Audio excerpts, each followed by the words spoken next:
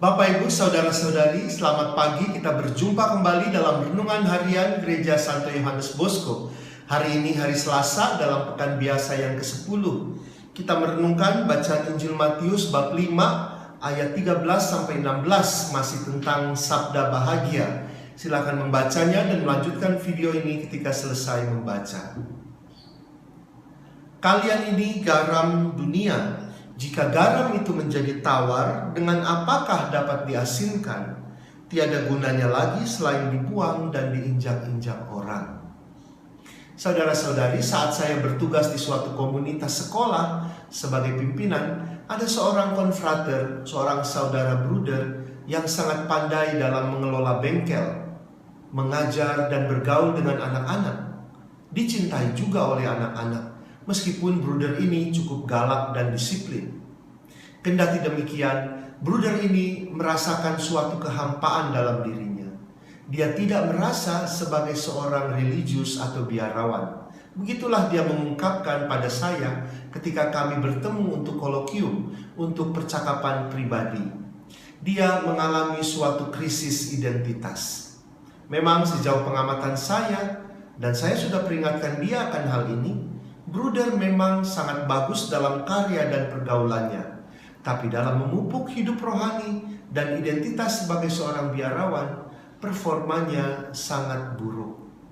Bruder selalu terlambat dalam doa pagi, selalu tidur saat meditasi, alasannya karena sudah terlalu lelah bekerja sepanjang hari. Dan malam juga mesti mempersiapkan diri untuk tugas keesokan harinya, sehingga tidak heran dia selalu mengantuk pada saat melakukan praktek kesalehan sebagai seorang biarawan atau religius. Sebenarnya dia sudah menyadari bahwa dia tidak cocok mengikuti panggilan hidup membiara. Sudah lama. Dia bagus dalam karya, tetapi dalam membangun jati diri sebagai seorang yang hidupnya untuk Tuhan, bruder mengalami kesulitan. Dia tidak sepenuh hati menjalin relasi yang dekat dengan Tuhan. Maka tidak heran kalau dia merasa kekosongan, kehampaan dalam hidup. Banyak bekerja dan memberi, tetapi terasa hampa.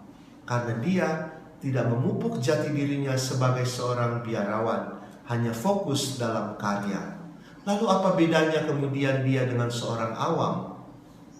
Kehilangan jati diri bisa kita alami karena kurangnya komitmen untuk setia pada tugas dan panggilan. Seorang biarawan atau biarawati memupuk jati dirinya dalam relasi dengan Tuhan. Orang tua memupuk jati diri mereka dalam relasi yang intim dengan anak-anak mereka. Suami memupuk jati diri sebagai suami dalam relasi dengan istri. Demikian juga sebaliknya. Kalau kita tidak menjadi pribadi yang seharusnya, maka kita kehilangan jati diri.